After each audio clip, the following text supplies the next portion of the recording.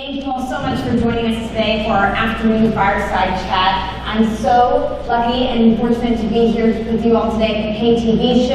I want to remind you all to please tweet any of your thoughts using hashtag PayTV19. And I want to welcome Warren Schlickling, EVP and Group President of Sling TV. Thank you very much, Sarah. Thank you. Thank you for being here. So I wanted to start off with the news of the day. We learned today that Comcast will be selling its 33% stake of Hulu back to Disney, which means that in 5 years, Disney will be the full owner of Hulu and Hulu with live TV. And I just wanted to get your thoughts. Well, I think we're as curious as anyone, particularly with respect to the live. You know, Hulu's done a nice job on the SVOD side of things, but they sort of let it be known that I think on the SVOD side, they're profitable, and on the Hulu Live side, they're not profitable. So no one can eat the loss forever. I guess we're just curious to see where that lands when it gets to Disney. Disney's not known for losses. Okay, so the whole reason that Comcast was able to divest its stake, though, was because AT&T divested its 9.5% stake in Hulu. Now, this is something we thought was going to happen during the AT&T Time Warner trial. That's the last time I saw you in court. And you were a witness. You had a very particular stance in the trial. What is your take on it now that it went through? And what do you see happening in the market? Are you surprised?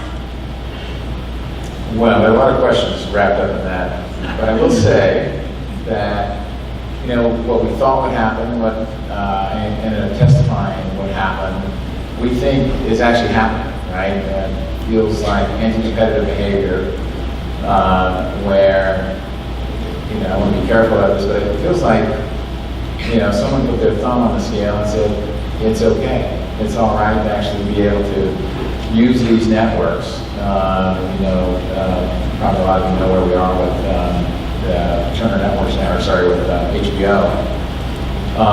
And we believe what we testified about is actually happening now, and it feels like it's a loss for the consumer. I don't know how else to say it. I'm going to be probably overly passionate about this, but it feels anti-competitive, and it feels like the consumer loses. And particularly if you serve rural America like Dish does, those consumers have no other way of getting HBO, and it feels like a real loss that really didn't have to happen. Okay, so walk us through real fast. Dish and Sling are still both blacked out with HBO. Are you expecting that to be resolved anytime soon? Well, we don't comment about negotiations, but you know, once Dish takes a position, we hunker down. So I'll probably leave it at that. Okay, and when it comes to these types of blackouts, I think a lot of analysts forecast that they're going to continue. And a large part of that is there's one, scramble for the advertising market with networks, but two, increased competition. You know, you were the first digital skinny bundle in 2015. Now, how many services do we have? So can you walk me through the evolution over the past 4 years, the increase in competition? What have you learned? What have been the challenges, and what have been the opportunities? Well, let me start with, I guess, I'll start with the evolution. You know, when we started this, I think we had 14 networks and 3 extra packs. You know, those numbers are now, I think we have 220 networks, 14 extras. If you include international, you can get upwards of 700 networks. So from a Sling perspective, we have evolved widely. But the industry is also, you know, I think you see a good idea and people try to talk to it. And so YouTube TV, Hulu Live, DirecTV Now, Google, Philo, you know, there's plenty of folks out there buying for the consumer. I think just recently we've started to see some contraction, right? Or at least a few folks pulling back. So I think that trend will likely continue over the next maybe 12 to 24 months. I've seen another trend, which is that some of these services that started out subscription only are now introducing advertising. Fubo TV just announced that it's introducing advertising. Why are they making that move? Is it because consumers are just tired of only having subscription options? Is it because they see opportunities for ad revenue? What are your thoughts? Well, I can tell you what, where we, we announced, we think, in fact, we were the first to actually go that direction. And part of it is, and this is part of the evolution of the industry, I think, our thinking is, an old pay TV or traditional pay TV, if you, as long as somebody paid you, you would actually provide them value. But as soon as they stop, boom, right, value gone, right, we're going to disconnect. And that's just not the way it works anymore. And so for us, and I can't really speak for the others, but for us, it's a way to keep people in the ecosystem, right? We talk about no commitment, no equipment, no contract. Well, people take you up on that, no contract. So let's make that easy for folks. Let's embrace the idea of restarts and pauses. Frankly, it's led to a different terminology that internally. We don't really talk about churn the same way anymore. So it's a completely different market, and from our standpoint, the free content, is a nice way to keep people using the app, come on in the water flow. So what are those ads going to look like? And I ask because you hear all these reports about advanced TV advertising is here, addressables here. I mean, the last time I looked, addressables, a $3.5 billion market out of a $70 billion TV market. So is there a real opportunity here for advanced TV advertising, or do you think we have a long way to go until we get there? Well, I think it might be both. I think there is a real opportunity, and really live linear over the top, or even time shifted, so VOD. That is an awesome advertising opportunity. It brings all of the goodies from digital, right? With really none of the fraud, none of the pixel on a page, below the fold, right? Nobody there, bots. If you're in our environment, you actually have people watching television, but you have digital targeting. In fact, even better, you have digital and demographic targeting. So I think that's a real opportunity. You see the OTT players exploiting it, and Sling is leading that parade. And when you say exploiting it, I'm hearing these new trends about binge TV ads and pause ads. Is Sling looking into any of those types of innovations? So we're always looking at innovations. I thought that was an interesting move that Hulu has done a couple of those. We're not going to announce any of those first. I mean, right now, our platform is about stability and making sure that our advertisers have this extraordinary targeting. New forms of advertising, I'll take the fifth and see how they do on another platform. Fair. I want to talk to you about something that I think is confusing in the press, which is that people are always saying traditional TV is dead, live TV is dead. But in reality, we just referenced those numbers. It's still a huge advertising market. And so what is your take? Is there a point where live traditional TV does die and we're only streaming? And if so, when does that point happen? Yeah. So reports of the live linear death have been greatly exaggerated, right? We all, probably everybody in this room has at one time or another said, yeah, live linear, why would you do that? But the numbers say something different. The numbers really show that upwards of 80% are watching live linear. Part of it has to do with age, by the way. Beyond a certain age, and I'm not going to actually name that age, but it's younger than me. Sit down after a day's work, and they say, what's on? That's a really different viewing pattern than say, somewhere 18 to 34, where is my show? Where am I going to view this show that I want to watch? It's very directed. The younger you are, the older you are, it's very much an activity that you're going to do at night. You don't know what the show is going to be. So one of the things we've been hearing at upfronts in New York City, I don't know if any of you have gotten to attend them yet, is that when it comes to live, it's all about news and sports. This is Fox's big thing, but you've seen how consumers watch things live and on demand. And so my question is on demand all entertainment? Is live all news and sports? Or are you seeing segments where there's interchangeability? So live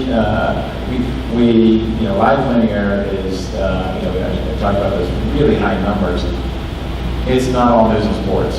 I think there's definitely been a drift from everything being, 100% live linear to, less than 100%. I think that drift will continue, but it's not, sometimes it's easy to see the end and not to see the middle. And I think the middle stretches out for a lot longer than even I would have said a few years ago. And what is exactly in that middle? So I think it's that you see people with appointment television, people would sit down at 8 o'clock and watch the 8 o'clock show, and it doesn't have to be sports and news, right?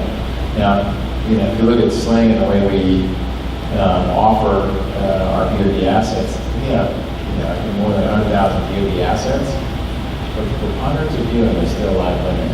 Wow. Yeah. And so I think that brings us to what the consumer actually wants. Do they want to be passively engaging traditional TV, or do they want to be leaning in and pausing things and getting up and coming back on demand? What consumer behaviors are you finding that Sling's customers are exhibiting? So Sling's customers are a little bit different than the older MVPD and older by age, right? Sling subscribers skew young. That's a great question. Lean forward or lean back, right? It's been with it for probably 20 years. I would say it's a lean into the experience. Probably not forward or back. And what I mean by that is that we try to listen very closely to the customer, and what the customer says is just make it easy for me to transition. Make it easy for me to find what I want to watch, what I want to watch. And by transition, I mean, if you're leaning back on the couch and you end up going outside, you're getting in the car, you want to take that game with you. You might have been leaning way back watching the game until you're not, right? And so how do we make that a seamless transition from mobile to other forms where television actually knows what state you're in, whether it's leaning forward on the steering wheel or leaning back on the couch. But all those investments are going to take some money. And so we know that you've been doing a lot to modernize the service over the past 4 years. Is Sling profitable? If not, what are you doing to get there? If so, talk to us about what that looks like. Sound like Charlie. That was the point. Yeah, Charlie asks me that at least once a day. It's a great question though, because by our numbers, and we don't have insight into precise insight into how others will be paying. We think we might be, in fact we probably are, the only OTT service, live linear OTT service with a positive gross margin. And what that means is every sub helps us defray a fixed cost, or fix the revenue. So we are making great progress, and I think you're going to see us do more of the same. I mean, we like where we are in terms of that progression. And again, back to my other point, I think if you're losing money on every sub, before you ever talk about variable costs or anything else, right, on a gross margin basis, if you have a negative gross margin, I think you've seen the CFOs of these companies get into gear and raise prices and say, we can't sustain a loss forever. And I think you'll see more of that. I think Sling's well positioned. But everyone's raising prices a little bit. Sling has raised prices as well. What is the emphasis of that? Well, programming costs only go one way, right? So eventually, programming costs have caught up to everybody in the space. I will say we've only raised our price one time, and we've been able to keep that low, mostly, frankly, because we've been able to sidestep the affiliate fees. Those retransmission fees that the affiliates are charging are going up at sort of a 25% compounded annual rate. But it's crazy, right? Nothing goes up that fast. For sure, not your paycheck, right? And so those rates are really what I think are choking the folks that actually have full distribution of local broadcasters. We try to give our customers choice and other alternatives for actually receiving locals if they really want them. So let's talk about profit. You've seen some subscriber growth slow over the past, I believe, 2 quarters, and it's not just you. AT&T's DirecTV now has seen this as well. And I think the narrative that we're seeing from analysts is that digital skinny bundles aren't going to save the pay TV ecosystem. What's your reaction to that? And also, what is the trajectory to you if your subscriber growth continues to slow at this rate? So a couple things. I think there's one option for saving. There might be one skinny bundle out there that can save AT&T owners. Need I say more? But I think in terms of the overall, I mean, does anyone in the room think we're going to, in 10 years' time, we're going to be watching traditional MVPDs? I don't think so. So if you look at almost any prognostication, it's sort of a 25 to 35 million household market in a few years, right? That's a tripling. We're at 8 million now. And we got to 8 million in maybe 4 years. So I'd say it probably took cable a decade to get that far. But I'd say if there is a slowing of growth, it's a lull. It's not a true slowing. I think there's going to be a tripling of this market, and that's the lowest guess out there within the next 5 years. So you're talking about this period of time when eventually we're not going to be consuming things through satellite and cable subscriptions. People say, look, the only thing that those companies or those models are hanging on to is live sports. And we see now a situation where sports rights are coming up for grabs in the next few years. Can you talk to us about the role sports is playing in defining this landscape? I can. I love talking about this. And I think Charlie was public with this on the earnings call. But, my other day job is to oversee the programming negotiations. So we see the sports deals, and they are not a good deal. I mean, they literally are probably the worst on television. And we cut the numbers every way we can. But when you look at those sports rights on a per hour view, they are really just not good deals, and they're not good for the consumer unless you want the fanatics that's actually watching, right? If you're looking at RSNs in particular, you see a small group that watches a tremendous amount, and then the other 85 to 90% subsidize that small group. And so sports rights are at a strange place right now. I've predicted there will be a correction for 3 years in a row now, so maybe I'll be right this year. But something is not right there, and I don't think it's sustainable. So what do you think about the types of bundles that are coming in, and they're saying, look, we're going to do less sports, a bundle like Philo, and we're going to do only entertainment. What does the market look like for something like that? So when Philo came out, I thought it was just a terrific, interesting idea. They haven't quite executed or whatever that is. But I thought it was an interesting thought. What I really think is that it's going to break apart. You're just going to have bundles for everything. You see new bundles coming out of Disney, you're going to see new bundles getting into the market. And then I think it'll slowly come back together. Because there are only a couple of good companies that can afford to run a direct consumer product.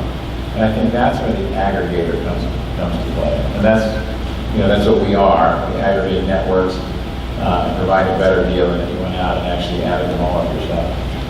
I've seen some aggregators that kind of try to be in the middle of a skinny bundle and a full pay TV package. I think about Comcast and Xfinity X1 or Altice One or maybe even the new T-Mobile package. What do you think of these packages in the middle? They're still $90 to $100, but they offer you streaming flexibility, discoverability, the same kind of interface that you might get on a digital bundle. Well, I didn't say this. A well-known analyst said, I'm not sure the world, this is the T-Mobile, I'm not sure the world needs another $90 a month television package. And that would be my reaction. But we started at $25. That's real value, that's a real difference. I mean, $90, I don't know what the benefit is there. So let's say you start at $25. I think Sling, you have things like Sling Latino, and you have a lot of different add-ons that you could bring. But they're each like $10 a month. Or some can be up to that cost. Would it look more attractive if you're paying $90, but you're getting a ton more of those sort of streaming options bundled in with it? Or do you think consumers want a low price floor and then they can a la carte pick and choose which streaming adds on top? We've obviously voted for the latter. I think we've tried to guess in the past, but really what we've done is created this unique skinny bundle where people can choose. To your point, if you don't have kids, you don't have to take the kids pack, right? If you're not a news junkie, you don't take news. And people love that. They love the ability to customize their own packages. So, it's not a question of, hey, if I got everything when I have a plate this full of food, it's that I don't have to take all the food right on the buffet table. Meanwhile, by comparison, it's unfortunate, but what you see with these big bundles that are, even the OTT players are doing these sort of big loaded bundles. Those aren't the distributors that are doing that, right? Those are designed essentially by the programmers. And the programmers are forcing those networks, or those distributors to take more networks than they would ordinarily. So you're saying a programmer like Warner Media might say you have to take AT&T and TBS and all of these if you want to be a part of one of our channels to be a part of your package? Yeah, I think there are 5 groups that really have that sort of clout, and they let you know it when they negotiate.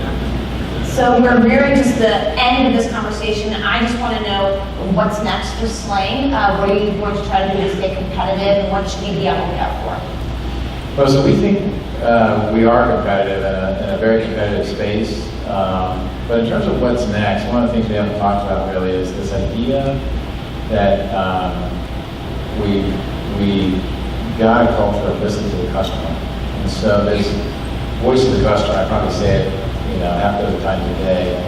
What's next is what the customer wants, right? We've broken the model where an old pay TV company would make something and then go hand it to the consumer and say, hey, look what I made for you, right? That's kind of fun if you're in engineering, but it wasn't that much fun for the consumer, right? The consumer's like, I don't know, did I need this? Did I need a remote with 50 buttons? And what the sort of ripple effect of what we're doing is we have to listen very closely because we don't have a contract. There's no commitment, and switching costs are incredibly low. It is so easy to switch. If we don't listen to the customer and let them tell us what's next, we don't have a business.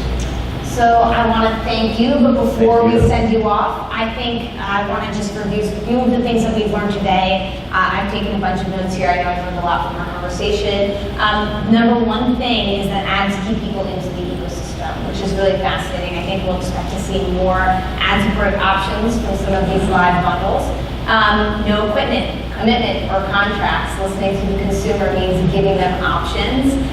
Your platform is about stability, so no plans right now to do any crazy ad executions, but as we said, addressable and advanced TV advertising is so nascent right now that we don't know exactly where it's going to go anyway. And I love what you said about life is like a buffet. You don't necessarily want to eat every single thing that's out there, but you want to have the options a la carte to choose what's on your plate. Warren, thank you so much for your time. Thank you everyone for joining us.